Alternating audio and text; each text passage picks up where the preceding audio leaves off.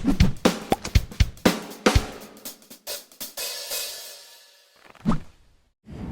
Hello guys, आप सभी का स्वागत है आपके YouTube channel flying shot and zone में। सो गाइज़, आज हम DSSB के इस ऑफिस मेमोरेंडम की बात करेंगे सबसे पहले, और आपको ये बताएंगे कि जो 2022 में कंबाइंड रिक्रूटमेंट होनी थी और जिनके एडवर्टीज़मेंट जनवरी से पब्लिश होने थे, जिसमें से सिर्फ एक एडवर्टीज़मेंट आया है, उसके बाद के कोई एडवर्टीज़मेंट नहीं आए हैं। तो क्यों नहीं आए हैं और कब तक आने की संभावना है, आज इस वीडियो में हम पूरी डिटेल्ड में जानेंगे कि क्या रीज़न है जिसकी वजह से अभी तक एडवर्टीज़मेंट नहीं आया है और कब तक आने की संभावना है।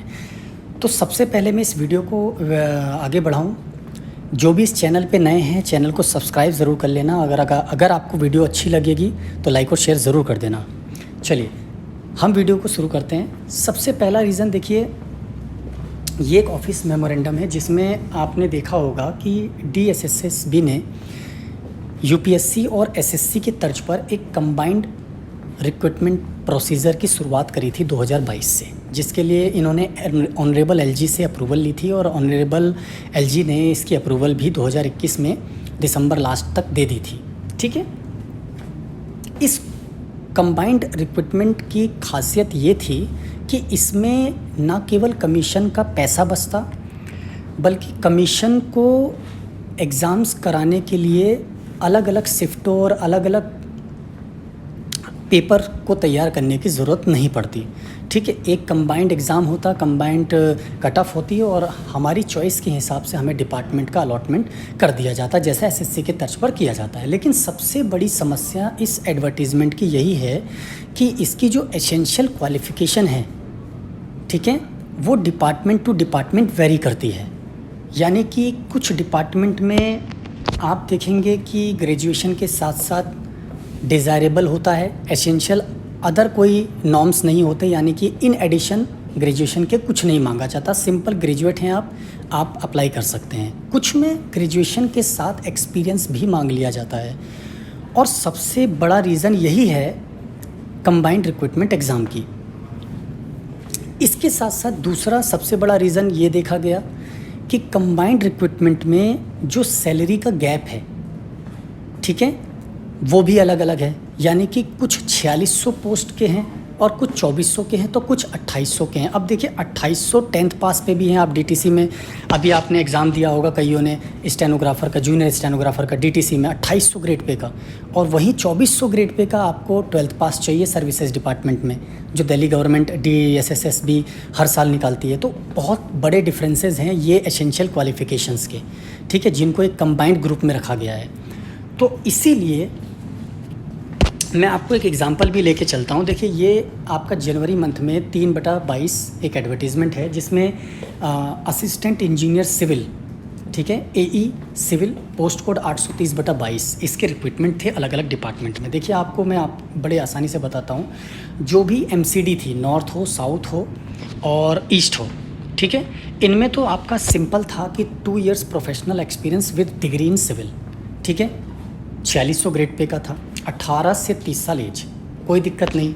अब आप जहाँ NDMC में आते हैं तो NDMC में देखिए फर्स्ट क्लास या फिर सेकंड क्लास, आप थर्ड क्लास पास होते हैं या 33% से ऊपर हैं, आप पास हैं सिर्फ, आप अप्लाई नहीं कर सकते। इसके साथ साथ या फिर आप सेक्शन भी एग्ज़ामिनेशन कोई इंजीनियर्स इंस्टीट्यूशन का होता है, ये इंजीनियर लॉबी वाले जानते होंगे, मुझे तो इसकी नॉलेज नहीं है, वो होनी चाहिए। तो थोड़ा बहुत डिफरेंस वेरी कर गया। एक कंबाइंड रिक्रूटमेंट है लेकिन डिफरेंस वेरी कर गया, ठीक है, ठीक है। लेकिन आप मैक्सिमम तौर पर जब SSC में जाएंगे तो ये जो डिफरेंसेस है बहुत ही रेयर है, बहुत ही रेयर। आप स्टेनो के कंबाइंड में जाएं, वहाँ तो बिल्कुल नहीं है, कुछ भी नहीं है, बस सिर्फ स्किल टेस्ट के नॉर्म्स में डिफरेंस है, ठीक है। कट ऑफ आप क्लियर करते हैं, आपको स्किल टेस्ट के लिए बुलाया जाएगा 100 या 80, ठीक है। ऐसी CHSL में अलग अलग जो ग्रेड पे है, चाहे 2400 हो या जो भी हो, लेकिन आपकी जो कंबाइंड रिक्रूटमेंट है वो सिर्फ और सिर्फ 10+2 है।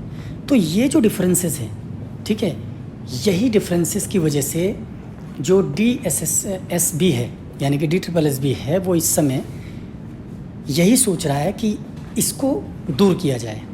तो इसलिए कई RTI के रिप्लाईज़ में, मेरे पास RTI तो नहीं है लेकिन मैंने कई गूगल वगैरह से चेक करा है, तो कई RTI के रिप्लाई में उन्होंने रिप्लाई दिया भी है कि कुछ जो RRs हैं वो चेंज किए जा रहे हैं और इस वजह से अभी इसको होल्ड पे रखा गया है, ठीक है, इसको होल्ड पे रखा गया है। तो यही एक सबसे बड़ा रीज़न है। तो दो चीज़ें हो सकती हैं कि इसका जो एग्ज़ाम है, जो एडवर्टीज़मेंट है, वो कब से शुरू हो सकता है। अभी आपको टाइम लगेगा, हो सकता है कि ऑनरेबल एलजी से इन्होंने अप्रूवल के लिए फ़ाइल भी भेज दी हो, या कुछ सजेशंस इन्होंने अप्रूवल के लिए भेज दी हो ऑनरेबल एलजी को, और हो सकता है इनको अप्रूवल भी मिल गई हो। तो आप मान सकते हैं कि 2 से 3 महीने का भी टाइम लग सकता है रिक्रूटमेंट शुरू होने में, ठीक है। कंबाइंड होगा ये तो आरआर कंप्लीट होने के बाद ही पता चलेगा, और कंबाइंड होगा तो क्या ये ग्रुप चेंज करेंगे, ये भी पॉसिबिलिटी है कि अलग अलग ग्रुप कर दे, फिर ग्रेड पे वाइज या फिर एसेंशियल क्वालिफ़िकेशन वाइज, ठीक है, अलग से दोबारा से बनाए। और दूसरा कि या फिर जो 2021 में एग्ज़ाम हुए थे बैक टू बैक, एक इन्होंने टाइम पीरियड लिया था कि 5 से 6 महीने एग्ज़ाम कराएंगे, उसके बाद बैक टू बैक रिज़ल्ट देंगे और उसके स्किल टेस्ट कराएंगे। तो या तो वो उस तर्ज पर हो सकता है। तो ये 2 पॉसिबिलिटी ही सबसे ज़्यादा है।